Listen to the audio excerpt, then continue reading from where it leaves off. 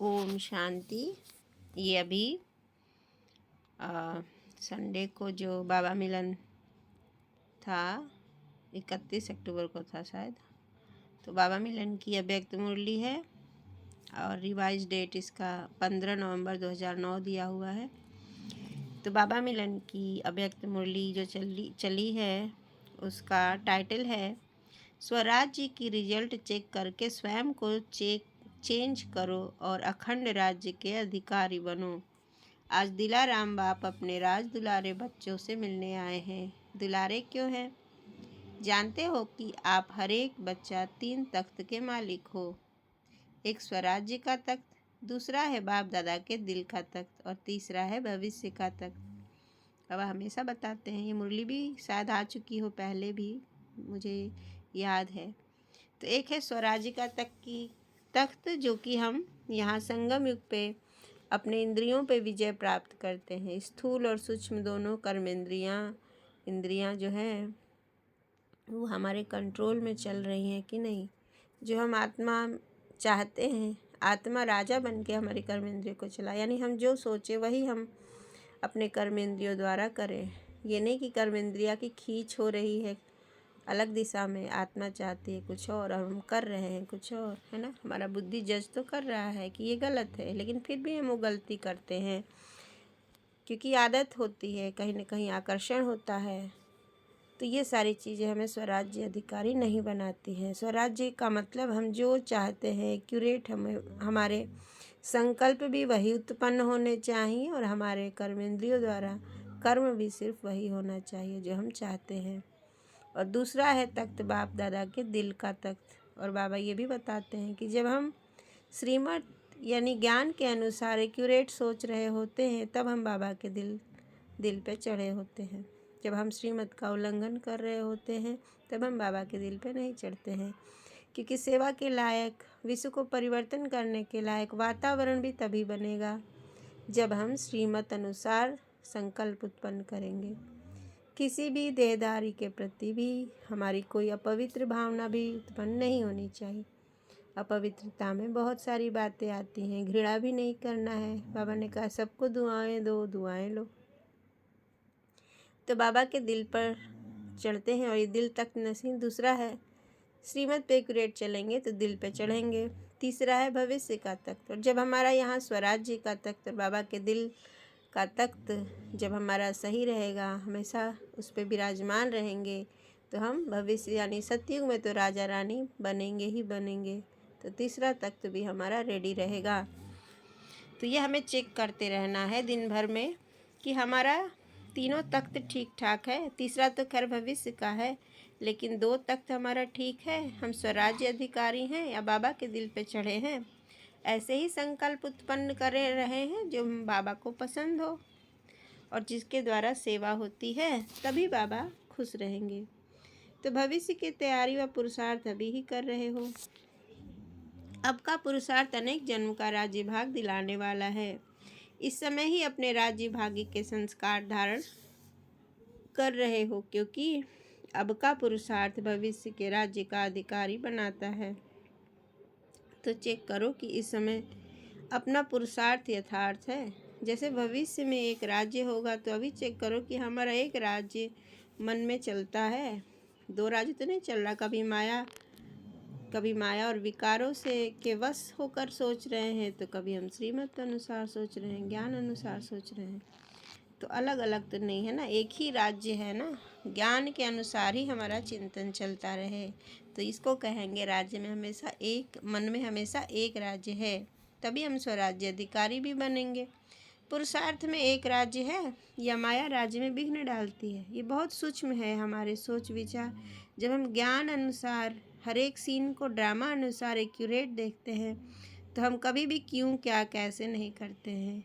कभी भी किसी पे उंगली नहीं उठाएंगे कि इसने ऐसा किया क्यों, उसने वैसा किया क्यों, क्योंकि ड्रामा एक्यूरेट चल रहा है। और जब ड्रामा को हम एक्यूरेट एक्सेप्ट कर लेते हैं, फिर हमारा भी जो है व्यवहार और चलन दैवी हो। जब दैवी अनुसार होगा, श्रीमत अनुसार होगा, उसका फल हमेशा अच्छा ही होगा। तो इस प्रकार से हम अपने मन को चेक करते रहें तभी हम एक राज्य रख सकते हैं। एक राज्य के बजाय माया का प्रभाव तो नहीं पड़ता, दो राज्य तो नहीं होते हैं। भविष्य की विशेषता ही है एक राज्य की, तो अभी का अभ्यास भविष्य में चलता है। तो चेक करो कि अभी स्वराज्य है, स्वराज्य में कहाँ माया दखल तो नहीं करती, दो राज्य तो नहीं है। अगर दो राज्य चलता है तो एक राज्य के संस्कार कब भरेंगे। भविष्य की विशेषता है ही एक राज्य और एक धर्म। धर्म कौन सा है, आपकी विशेष धारण कौन सी है, संपूर्ण पवित्रता। तो चेक करो कि एक धर्म है, बीच में दूसरा धर्म यानी अपवित्रता का दखल तो नहीं देता। साथ में यह भी चेक करो कि लॉ एंड ऑर्डर का एक का है या माया के बीच में दखल तो नहीं देती है।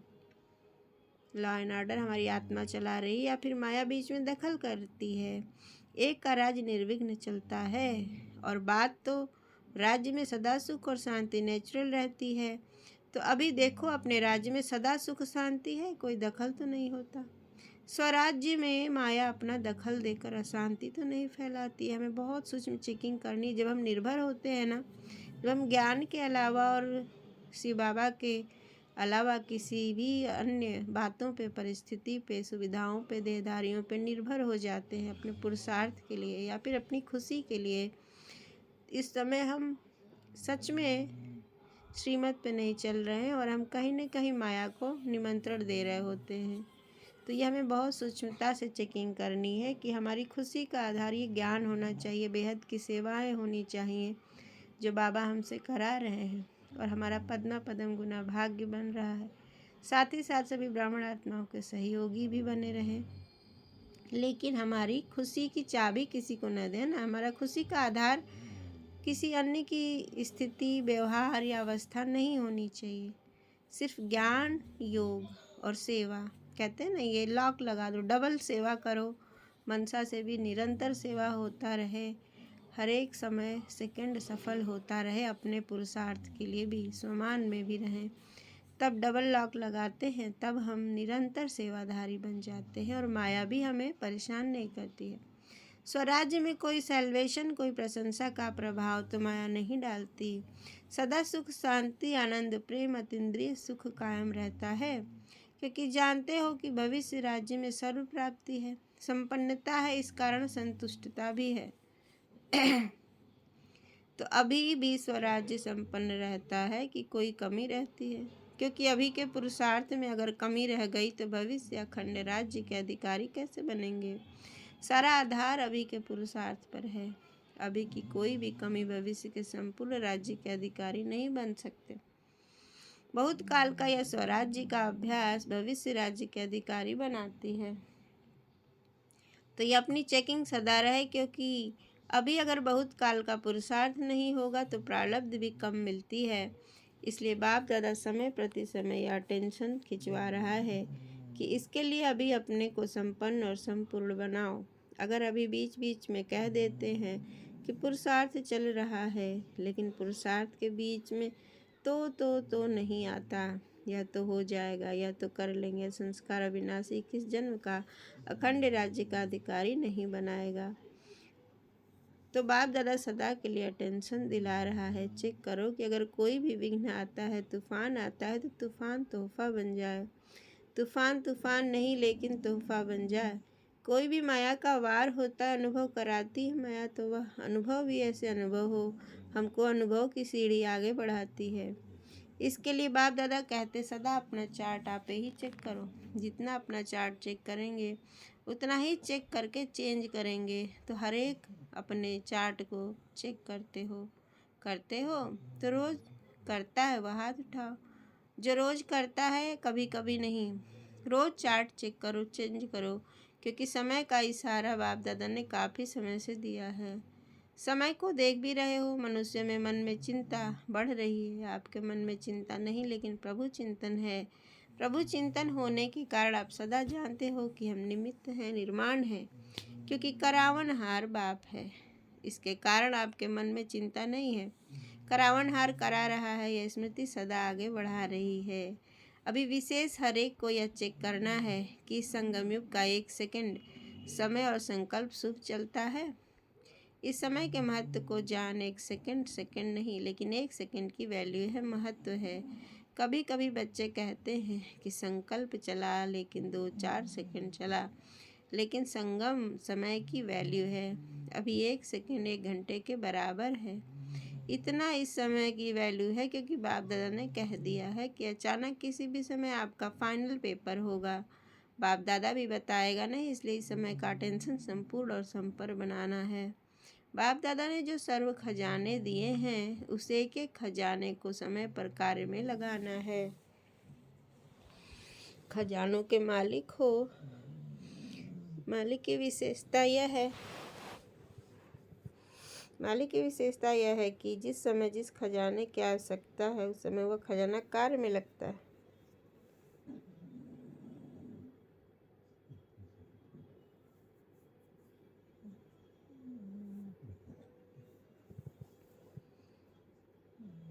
तो अभी सभी को इतना स्व पर अटेंशन देना है।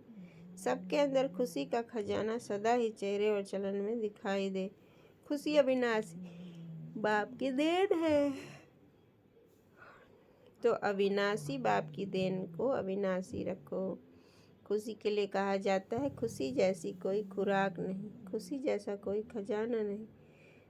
जिसके अंदर सदा खुशी है उसके नैनों से, चेहरे से, चलन से ऑटोमेटिक दिखाई देती है।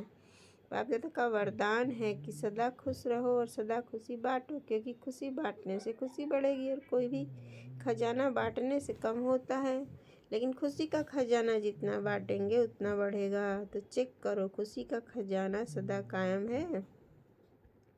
अभी अभी बच्चों को, चाहे देश चाहे विदेश, सभी बच्चों को बाप दादा एक बात की विशेष मुबारक दे रहे हैं। कौन सी बात?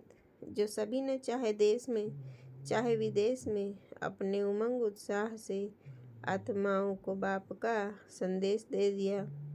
सभी ने अपनी खुशी से जो कार्य किया उस कार्य में प्रोग्राम एक किया। एक हर जगह एक प्रोग्राम किया, लेकिन उसका फल 1000 गुना प्राप्त किया। बाप दादा को यही संकल्प है कि अब के समय प्रमाण जो सर्कमस्टांस है वो आगे आगे नाजुक होते जाएंगे। इसलिए चाहे गाँव है चाहे कोई भी कोना है, ऐसे लेना नहीं रह जाए कि हमारा बाप आया है और हमको आपने संदेश नहीं दिया। इसलिए सभी ने जो उमंग उत्साह से कार्य किया, बाप दादा खुश है। और ऐसे ही आपस में मिलकर ऐसे प्रोग्राम बनाते रहना। बाप दादा ने देखा कि उमंग उत्साह और हिम्मत सभी ने अपने अपने विधि से कार्य में लगाया है, लेकिन अभी तो सबने बहुत अच्छा किया। आगे भी समय प्रमाण ये लक्ष्य रखो कि कोई भी कोना बिना संदेश के रह नहीं जाए।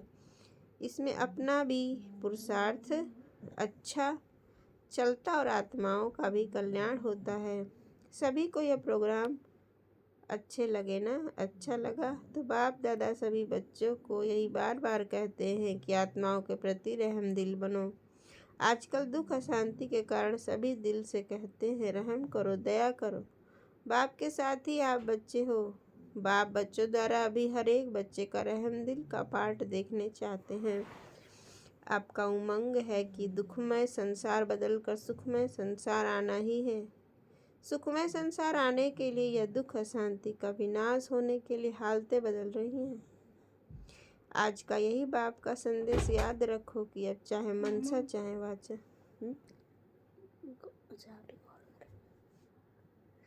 आप